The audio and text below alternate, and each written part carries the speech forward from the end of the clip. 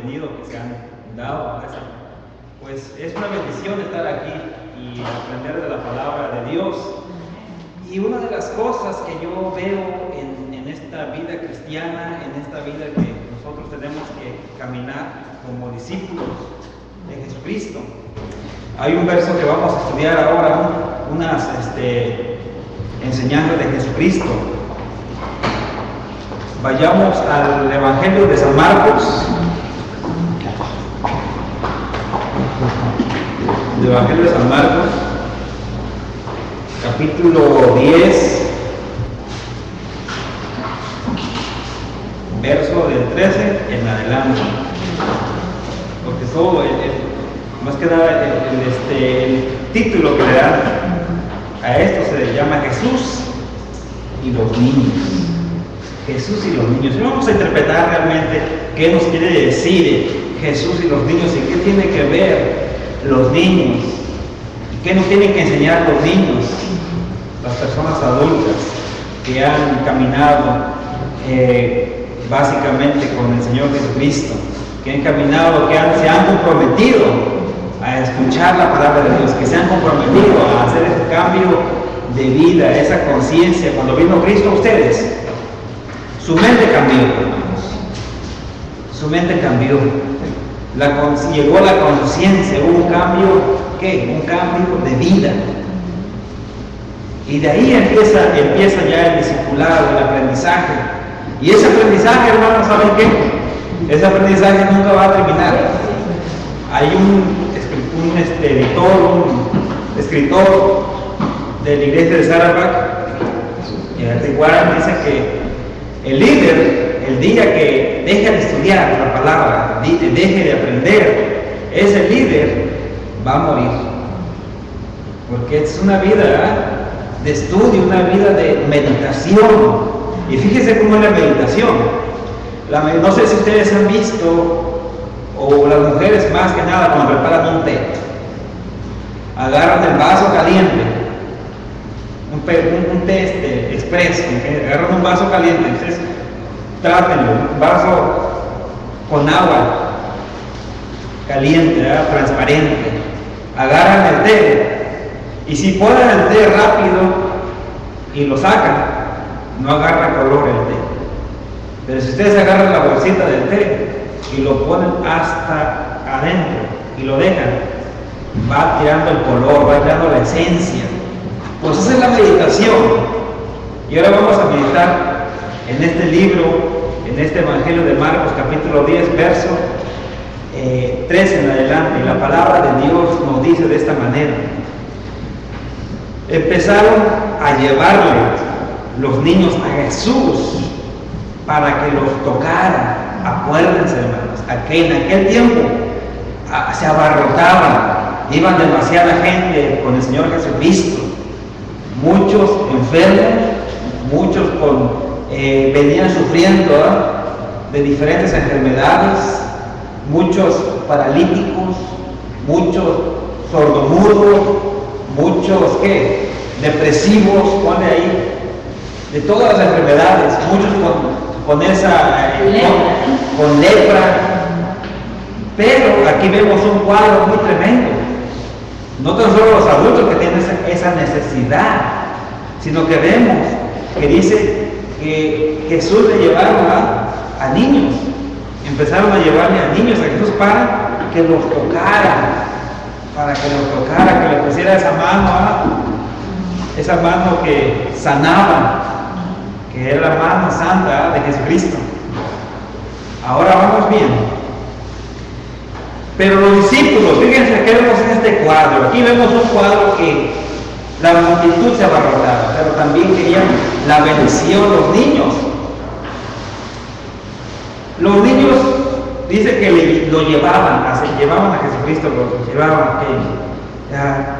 Los niños se negaban a ir con Jesucristo. ¿Vemos el cuadro? No vemos el cuadro eso. Pero el niño por sí mismo todavía no entiende. El niño, ¿sabes qué? A un niño suban en un coche, vamos a ir a comer nieve, y él va corriendo, aunque lo llevamos a la iglesia, pero él va corriendo porque él no sabe a dónde lo llevan. pero él acepta y él camina hacia allá. Pero aquí vemos este cuadro, cuando Jesús dice, pero los discípulos reprendían a quienes lo llevaron. Aquí vemos este cuadro. Aquí vemos a discípulos, que vemos a Juan, a Pedro, a Jacobo, a los diferentes discípulos, enojándose. ¿Por qué llevan a estos niños? Le van a quitar tiempo al maestro. El maestro tiene que enseñar su doctrina, su sana doctrina. Tiene que curar más enfermos. Tiene que salvar a los ancianos que llevan rumbo a ese trono celestial. Pero vemos esto. ¿Qué palabras tan sabias salen del maestro? Y es muy importante para cada cristiano entender esto. Jesús y los niños, es el título que le damos. ¿Y qué nos dice esta versión? Veamos esta versión. Al salir, dice el 13, y le presentaban niños para que los tocase. Y los discípulos reprendían a los que los presentaban. Viendo esto Jesús, ese acto de injusticia de los discípulos hacia esos niños y a los padres de los niños, se indignó, se molestó y les dijo: dejad a los niños venir a mí y no se los impidáis, porque de los tales es el reino de Dios. De cierto os digo, el que no reciba el reino de Dios como un niño, no entrará en él. Y subrayen eso, no entrará en él. Y esto nos pone en alerta. Tiene que ponernos, tiene que sacudirnos eso. ¿Cómo es posible? Vemos el cuadro, vemos a los niños, vemos a los padres de los niños llevando esto a Jesucristo. Vemos al cuadro de los discípulos enojándose, molestándose. ¿Por qué traen esos niños? Están interrumpiendo al gran maestro, al rabí. Pero nos advierte algo Jesucristo en los últimos versos, en esa enseñanza. ¿Qué nos dice? Nos dice: de cierto os digo que el que no reciba el reino de Dios como un niño, no entrará en él. Esto debe de preocuparnos. Esto debe preocuparnos y esto debe que meter en nuestra mente, porque si yo tengo esta enseñanza y la interpreto de una manera errónea, me puede pasar que cuando llegue a la puerta de un sentido simbólico, ¿verdad?, y toque al Señor y le pida que me haga, y Él me va a decir al último: y aquí no te conozco. Por eso debe de nosotros, debe hacer un eco en nuestro corazón, en nuestra mente, poner alerta. ¿Qué es lo que nos quiere dar el autor? ¿Qué nos quiere dar el Espíritu Santo? La interpretación correcta. Bueno, al meditar esto, no sé si alguien tiene una pregunta o quiere aportar algo. A ver, hermano. Cuando estoy leyendo, esta es una versión diferente, la versión de Jerusalén, dice: le presentaron unos niños para que los tocara, pero los discípulos venían. Mas Jesús, al ver esto, se enfadó y les dijo: dejad que los niños vengan a mí, no se los impidáis, porque de los que son como estos es el reino de Dios. Y yo os aseguro, el que no reciba el reino de Dios como un niño, no estará en él. Y abrazaba a los niños y los bendecía, poniendo en las manos sobre ellos. Qué tremendo, ¿verdad? El amor a los niños. Pero nos quiere enseñar algo el Señor esta mañana. Y es por eso que esta mañana vamos a dar, ¿verdad?, la esencia que nos quiere dar el Señor Jesucristo. Hermano, y una pregunta. Amén. Cuando dice: el que no reciba el reino de Dios como un niño, entonces, ¿como un niño? ¿Como un niño que inocente? Ahorita lo voy a explicar, por eso vamos a ello. No entramos en calor ahorita para... Estamos entrando en calor, no hemos interpretado la palabra. Sin malicia. No hemos entrado en la, todavía en la interpretación. Ajá. Estamos leyendo el texto, ahorita el Señor traje un cuadro aquí, etapas de la fe. Este es un esquema, no lo tengo en PowerPoint, lo tengo en PowerPoint, pero no está. Estoy consiguiendo un proyector más potente para que se mire bien en la pared. Tengo uno muy débil, no se mira muy bien. Cuando uno llega a Jesucristo, esas etapas de la fe. ¿Usted se acuerda cuando llegó a Jesucristo? Amén. El día, la hora, el año, qué loco.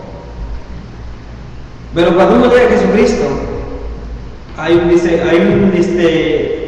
un cambio de vida, hay un cambio de la conciencia, viene, qué mal, estaba en lo erróneo, ahora voy a irme, como quien dice, en las cosas de Dios. Voy a cambiar mi vida.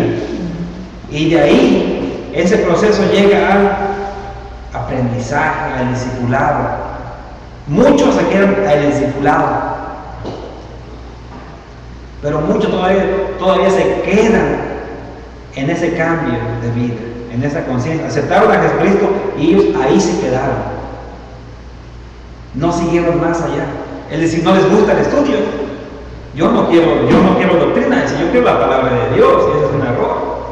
¿Por qué? Aquí está el cuadro. Porque esto, lo que nos está diciendo Jesucristo, está básicamente basado en esto. Porque si el hombre hace una pregunta, es esta: ¿para qué estoy aquí en la tierra? ¿Qué propósito tengo yo aquí en la tierra?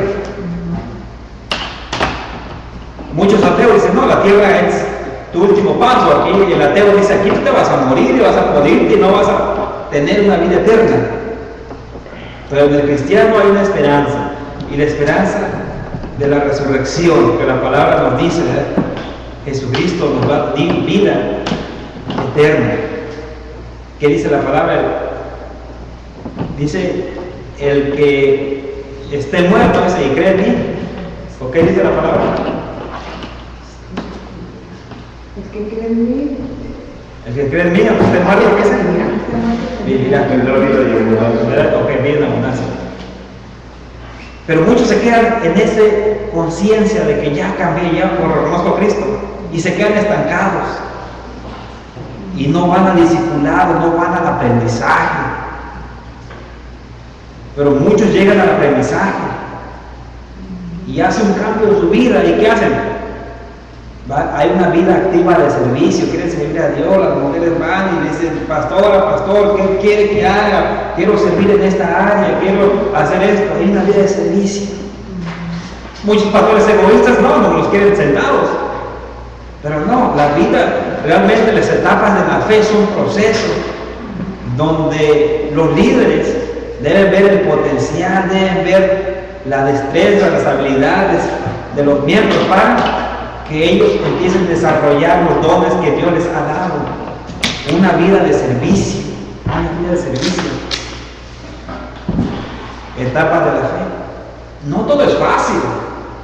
¿Por qué? Porque vienen muros que están en esta vida. Y no es un muro de contención donde está en el freeway, te pegas y te retachas. No es ese muro, o un muro que no puedes pasar al otro lado.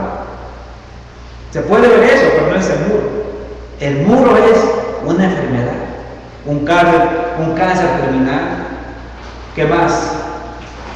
Una muerte de un esposo, de una esposa, un divorcio. Ese es un muro. Pero si tú has recibido a Cristo, tú has cambiado tu vida, tu conciencia ha venido, ¿verdad? Ese muro que va a estar ahí, tú vas a poder pasarlo, porque en tu mente, de tu discipulado, tu mensaje, tu servicio, vas a empezar a hacer rema y va a decir, ¿sabes qué? La palabra tenía razón, la palabra me consuela en esto. Pero de ahí sigue una emoción interior. Esa emoción tú la debes controlar. y vas a ver la vida exterior, pero vas a ver la vida interior. ¿Quién soy yo? ¿En dónde estoy yo? ¿Y a dónde puedo ir yo? Cuando hay una emoción. Y cuando ustedes llegan a eso, ¿qué van a hacer, hermanos? Ustedes ya van a ver los demás, los que están en el mundo, los que no conocen a Cristo, van a ver su forma de actuar. Estos actúan diferente. Estos no conocen a Dios, tienen miedo, tienen temor, se drogan, toman, hacen fornicación, hacen todo lo malo. No conocen a Cristo. Hay una vida, la vida exterior vas a ver allá. Niegan. Ustedes, un borracho, va a decir, no, yo no tomo. Van a negar, ustedes ya van a ver esa vida exterior, porque va a haber ese cambio de vida. Y todo ese cambio va a llevar a una transformación al amor de Cristo. Cuando ustedes del amor de Cristo han agarrado el del tap, han llegado hasta donde quiere Cristo que estén, a imagen y semejanza de Cristo. ¿Qué quiero decir con esto? Este es cuando el niño, miren, el niño que no tenía esa habilidad, era torpe. El niño no realmente debe tener 5 años, 3 años. Hay niños de 50 años, de 80 años. Vamos a ver aquí qué dice la palabra aquí. Vamos al 10 otra vez. Y le presentaron a los niños para que los tocasen. 13. Y los discípulos reprendían a los que presentaban. Viendo Jesús se indignó y les dijo: dejad a los niños venir a mí y no se los impidáis, porque de los tales es el reino de Dios. De cierto os digo que el que no reciba, miren, que no reciba esta palabra clave, que no reciba el reino de Dios como un niño, no entrará en él. Vamos al Sermón del Monte, Mateo capítulo 5, verso del 1 al 2, 3, en el 3 adelante, que dice: bienaventurados los pobres en espíritu, porque, ¿qué dice? Mateo 5.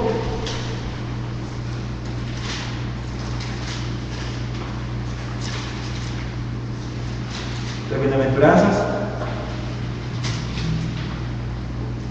En el verso 3 dice: bienaventurados los pobres en espíritu, porque de ellos es el reino de los cielos. Uno no puede entrar al reino de los cielos cuando no ha reconocido a Jesucristo. Muchos quieren entrar al reino de los cielos, y hay esta enseñanza en el día de hoy: todos los caminos pueden llegar a Dios. ¿Es cierto o falso? No. Es una mentira. Como el dicho famoso, todos los caminos llegan a Roma. No. Bienaventurados los pobres en espíritu. Mateo capítulo 5, verso 13. Nos dice: porque de ellos es el reino de los cielos. Primeramente,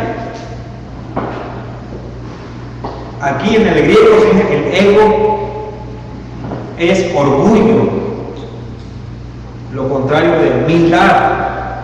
Aquí lo escribe pobres, pero más es humildes, que han reconocido a Cristo Jesús.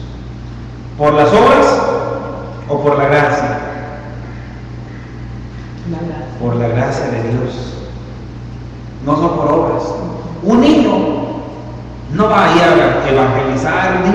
Un niño chiquitito todavía no entiende, no hay una conciencia bien en sí. Él lo que quiere es comer, lo que quiere es llorar. Niño en brazos no es autosuficiente para ir a limpiar toda la iglesia, para ir a pararse en el púlpito y a predicar. No es lo suficiente, no tiene esa autosuficiencia, no tiene esa potestad. El niño lo que quiere es estar descansando. Él está cuidado del padre, de la mamá. Él no va a estar haciendo este tipo de trabajo. Un niño chiquito no va a diezmar, ni trabaja. No es por obras. Aquí en este verso, donde nos dice en Marcos, capítulo 11, no capítulo 11, capítulo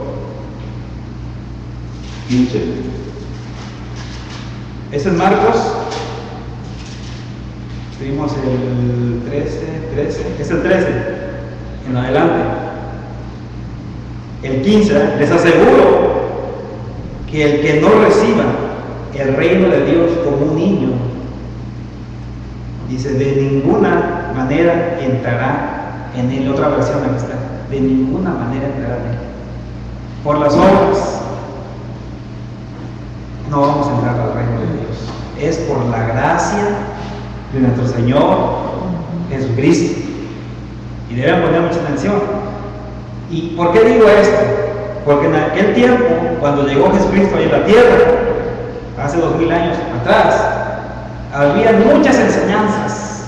Estaban los fariseos, estaban los saduceos, estaban los celotes, estaban los, ¿quién más? Los esenios, los de Juan el Bautista, esa secta. Y muchos tenían muchas enseñanzas. Incluso los esenios, fíjense los esenios que enseñaban. Ellos, dice un historiador en aquel tiempo, en el año 200, año 100, Josefo, dice que los esenios, o sea, esa comunidad que estaba donde estaba el mar muerto, ¿cómo se llama? Las tumbas de Qumran, donde encontraron los rollos del mar muerto. Los esenios, dice este historiador que vivió en aquel tiempo, que eran perfectos en la ley. Y para que uno sea perfecto es tremendo, ¿verdad? Juan el Bautista no veía televisión. Juan el Bautista, ¿qué dice? Es más, no comía ni cosas impuras. Juan el Bautista llevaba una vida ordenada, de oración, de meditación del Antiguo Testamento. Pero estos, ¿qué hacían? Estos hacían muchas obras. Y Jesucristo dice, no es por obras. Aquí ya cambió esta enseñanza. Es por la gracia. Es que nadie puede cumplir la ley. En Romanos 3:23, ¿qué dice? Por tanto, todos han pecado y están destituidos, están alejados de la luz, de la gloria, de la sacerdocia de Dios. No van a entrar por sus fuerzas. Ustedes tienen que ser como un niño. El niño no tiene la habilidad, pero el niño busca al Padre, busca sustento, busca la ayuda. ¿Y qué? Es humilde al buscar a ese Padre amoroso, esa Madre amorosa. Pero es así por eso. En aquellos tiempos estaba esa enseñanza de las obras, hagan obras, que diezmen, que dicen, que lleven esas ofrendas de vegetal, de semilla, de maíz, que ofrenden de oro, plata, todo, en aquel tiempo. Vemos al rey Salomón. Cuando pidió sabiduría, estaba en aquel tiempo, no había templo. Dios estaba en unas carpas, en unas tiendas, y estaba el lugar santísimo, el lugar santo, y el lugar donde había sacrificios. Pero Salomón dice que ofrendaba en lugares paganos, y está en Primera de Reyes, capítulo 3 en adelante. Y él dice, hacía muchas obras buenas. Vayamos a Reyes. Se me olvida.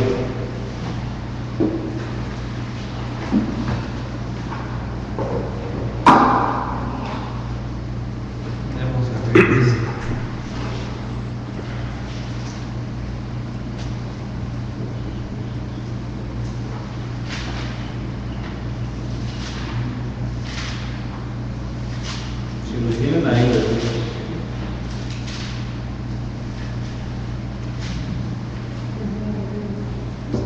capítulo 3. Primera vez, capítulo 3.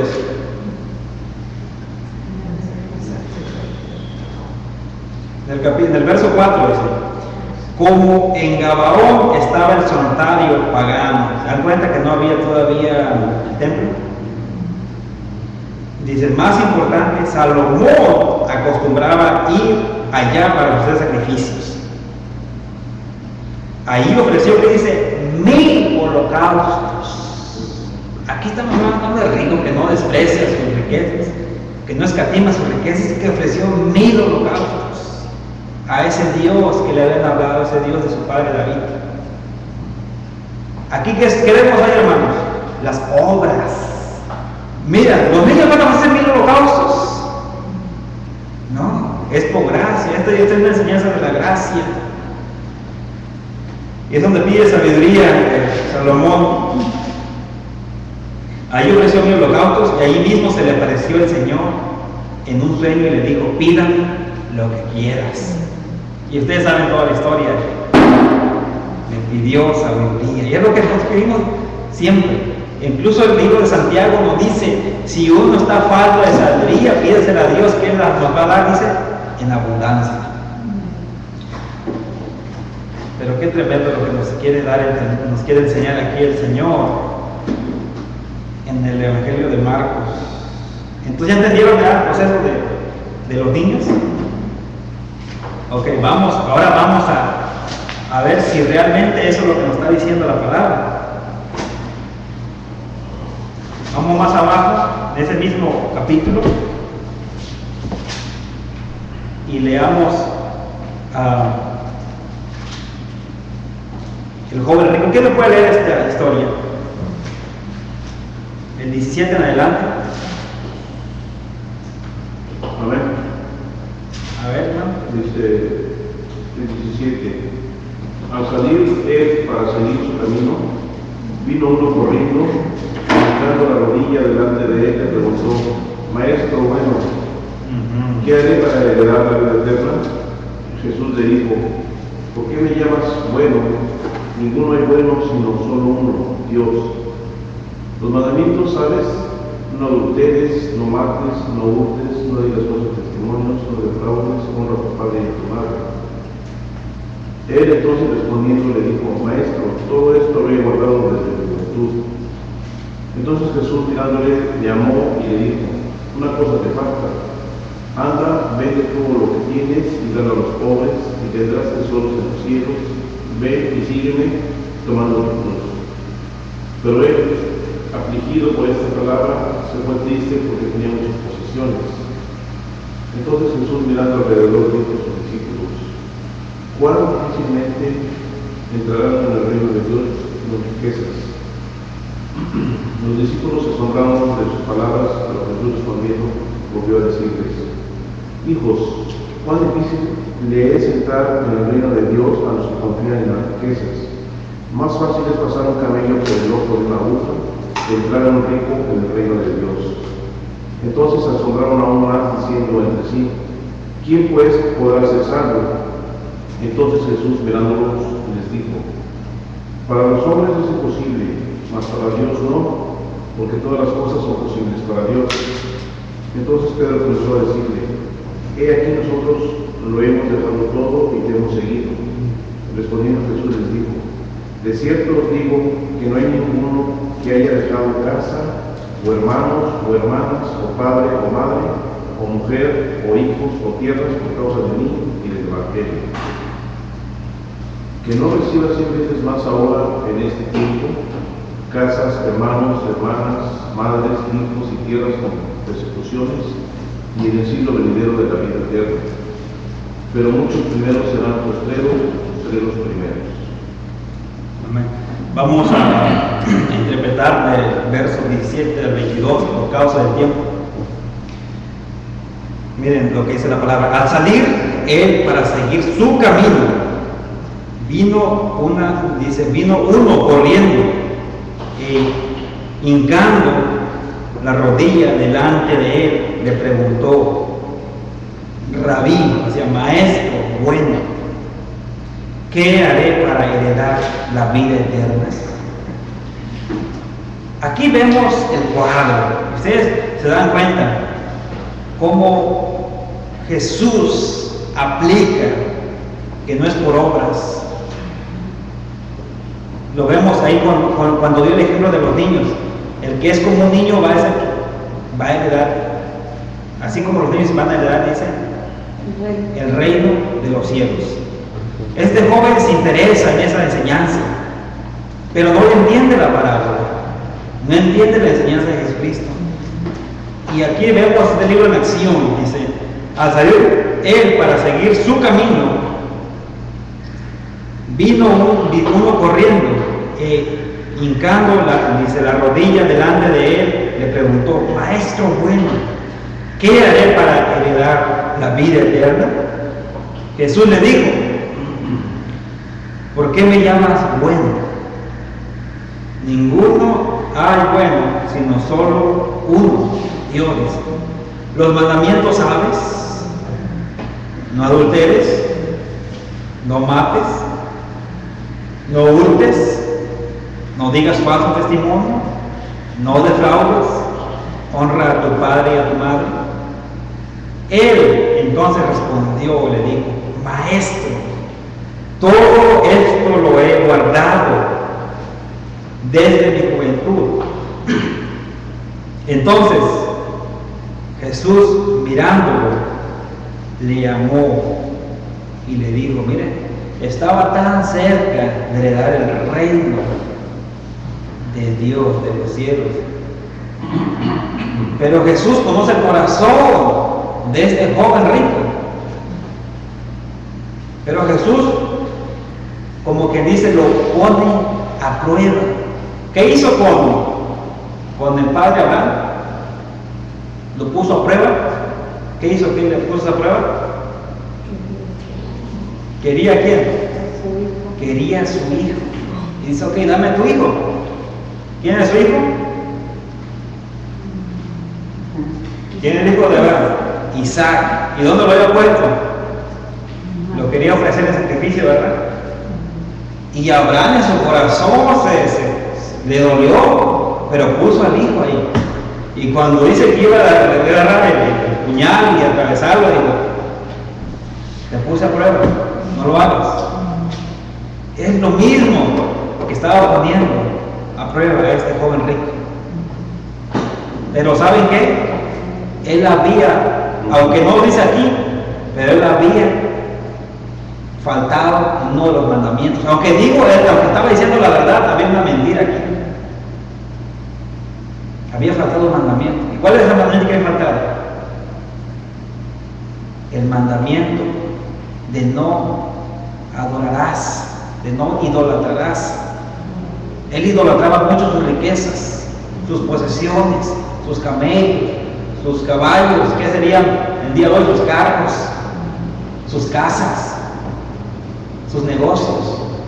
Pero miren, entonces Jesús, mirándolo, porque Jesús ama, lo amó, dice, y le dijo: una cosa te falta, anda, vende todo lo que tienes y dale a los pobres y tendrás tesoro en el cielo.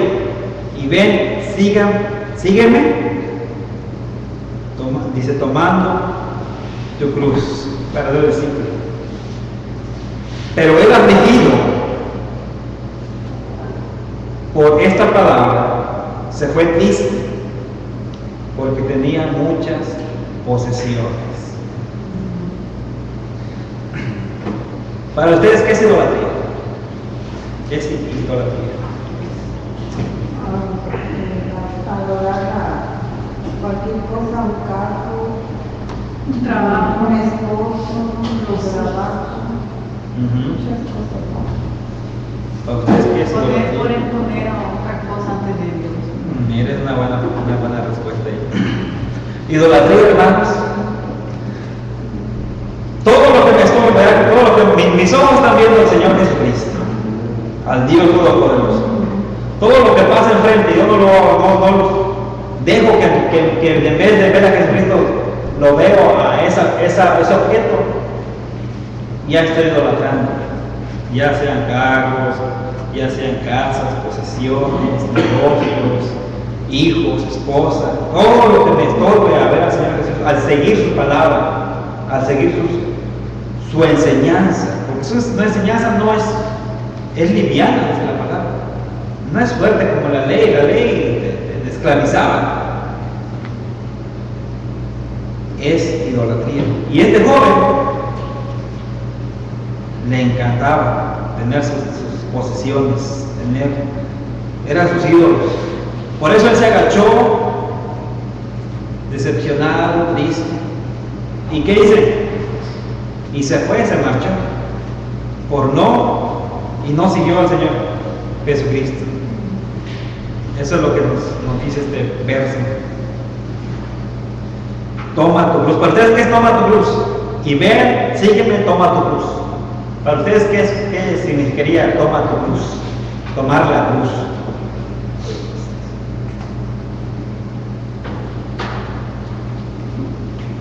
Para ustedes, ¿qué sería tomar tu cruz?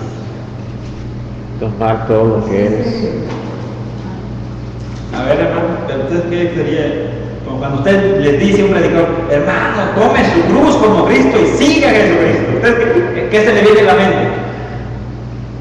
Para mí es tomar todo tu ser, tu orgullo, tu arrogancia, tus debilidades, tus fortalezas, todo lo que tú eres y seguirlo a Él.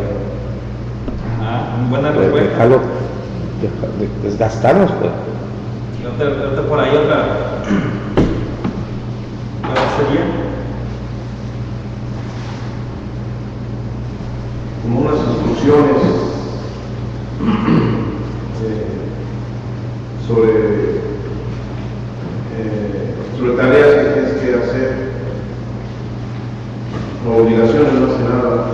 Instrucciones del Señor Jesucristo. Muy bien. Todos tienen verdad. Pastor, para usted, ¿qué sería tomar tu cruz? Sigue. Básicamente, toda la representación literalmente, cuando habla de tomar la cruz, habla de que cada día debo ponerse yo Así es. y seguir a Cristo, viéndolo como la victoria y como Salvador. Miren, esa salvación que nosotros vamos a hacer. Pero muchas veces anteponen yo. Así es. No podemos hacer la buena obra la cual el Señor nos ha llamado. Y es triste porque en ese yo hay bastantes ídolos en la actualidad. Que han dejado esa cruz, es lo mismo, lo hablaba el miércoles del primer amor. Sí, algo voy a comentar algo. Cuando el Señor se le presentó a Moisés, Moisés le preguntó, ¿quién eres tú? Y el Señor le dijo, yo soy el gran yo soy. Y yo. Una cosa que vi, pongan atención aquí. Yo tengo la bendición de tener amigos que hablaban de griego, el griego puro. Y me he topado con gente que es hebrea, judía. Y una cosa que me decía este varón, él me decía, ustedes, no sé si ustedes han trabajado y llevan su lonchecito a su trabajo y lo quieren calentar en su break. Llevan su viandita, vianda o topper. Pero ¿qué pasa cuando el topper no se le puede abrir la tapadera, se queda sellada y no se puede abrir? No. ¿Podrán comer ustedes? ¿Podrán meter las manos? ¿Podrán meter la cuchara para comer? Si se queda sellada, Bueno, así es el lenguaje griego. El lenguaje griego viene basado en el Nuevo Testamento, porque de ahí si el lenguaje original viene en el Nuevo Testamento, lo hicieron en griego. Y dice, si tú no sabes el griego, no sabes las partes o los verbos griegos, tú nunca vas a poder comer. Es como si tuvieras un topper aquí, está cerrado y tú no vas a meter la mano. Si cuando tú sabes un poco de griego, tú abres la tapadera, agarras la comida Yo, el yo. O cuando dice yo soy quien soy, cuando dice Dios, en griego significa ego. Entonces hay un solo ego, que es el de Dios. O por ejemplo, bienaventurados, dice los pobres en espíritu, los que han quitado ese ego, porque ese ego, esa pureza, ese yo soy, solamente le pertenece a Dios. Amén. Cuando uno tiene mucho ego, las cosas no salen bien. Uno de vez vaya para arriba, el Señor lo va humillando, lo va arrastrando, y es algo tremendo. Tomar esa cruz, dice, y seguir al maestro, su enseñanza pura. Aportación. También naturalmente en el catolicismo, mucha gente dice, es que esa es mi cruz que tenemos que ir cargando. Pero se referían a, por ejemplo, si los hijos decían algo malo o había que estarlos regañando, siempre decían así, tengo que, ese pasa en mi cruz siempre. Algo que haga mal, la familia o alguien, ¿no? Así se decía en el catolicismo. No, esa es una... Es que, acuérdense que en la doctrina romana hay muchas malas interpretaciones y hay muchas enseñanzas que ni siquiera están en la palabra de Dios. Pero fíjense en su vida cristiana que empezaron a creer en Cristo. Las etapas de su fe. Va a haber un conocimiento, tienen que conocer a Dios vivo, a Jesucristo, a la gracia. Después del conocimiento, si tú lo conoces no vas a creer, después vas a creer. Y después de esa creencia vas a tener la plena confianza de creer en ese Dios. Y ese Dios te va a transformar en amor. Después que hay otras etapas del discipulado, de los muros que hay en la vida, de los... ¿Qué serían? Los muros, puede decir uno, ¿eh? Piedras de tropiezo. Vas a conocer la emoción interior, la vida externa, y vas a tener la comunión con Dios, el amor en esa vida transformada. Conocimiento, creencia y confianza va a ser otro. Y eso es lo que nos invita el Señor Jesucristo cada día. Creer en su palabra, creer en ese Dios que ha venido, y no es por nuestras fuerzas, es por la gracia del Señor Jesucristo. Amén. Y aquí terminamos en esto. De la otra clase la vamos a seguir dando, donde nos quedamos, que es mucho, es extenso. No sé si quién quiere aportar algo para ir cerrando ya, o preguntas. Yo estaba viendo en la semana, en la palabra bendición, en hebreo es estar seguro. Estar seguro. Confianza. Confiado en él. Como dirían los gabachos, no muere igual. No me bueno. ¿Sí? Hermano, cuando usted dijo de los rollos de aquí estaban el secreto del mar muerto. Oh, los rollos del mar muerto. Cuando dijo eso me acordé porque yo fui a Israel, me cuento, y nos llevaron allí. Y sí se me vino a la mente donde nos llevaron, donde estaban las cuevas, donde estaban eso, pero ya no los tienen ahí, sino que... Hoy está en la exposición en el Museo de Transferencia. Y se me vino a la mente y dije, no, pues yo No, ya ya no no sé. está. Ya no está ahí. Pero Todos fíjese, ranchos. Ajá. ahí mismo, ahí estaba la comunidad esenia. En unas cuevas. En unas cuevas, eran unas personas muy ortodoxas. ¿Y qué significa ortodoxa? En palabra griega, straight, o sea, derechito, doxia, a la gloria de Dios. Es ortodoxo, en griego. Nosotros sabemos, ortodoxo, ¿qué significa? Derecho, ¿no? Eso es el griego. straight out of the glory es en inglés, pero derechito a la gloria, es ortodoxo, orthodox, la gloria, la doxia de Dios. Hay una réplica de Jerusalén aquí en Estados Unidos, ¿no? Hay museo en Nueva York, pienso que en Nueva York, el museo en Miami, hay varios, los que han emigrado la mayor cantidad de judíos. Nueva York, Miami son los lugares. Creo que en Nueva York todos son, ¿qué serían? Contadores, son bien altos liderazgo, Unas buenos copias. matemáticos, gematria, hebrea, todo. son buenos contadores, banqueros. Es un pueblo bendecido. Un pueblo bendecido por Dios. Amén. Sí, trabajador del gobierno, fieles. Amén. Bueno, vamos a terminar. Yo quisiera que alguien de ustedes cerrara con una pequeña oración. Amén. Padre bendito, te damos gracias en esta mañana, Padre, por permitirnos, Señor, estar en este lugar, poder escudriñar su palabra, Padre. Sabemos, Padre, que la sabiduría viene, Padre, cuando nos acercamos al trono de su gloria, al trono de su gracia. Nuestro entendimiento se abre, Padre bendito, para la voluntad suya.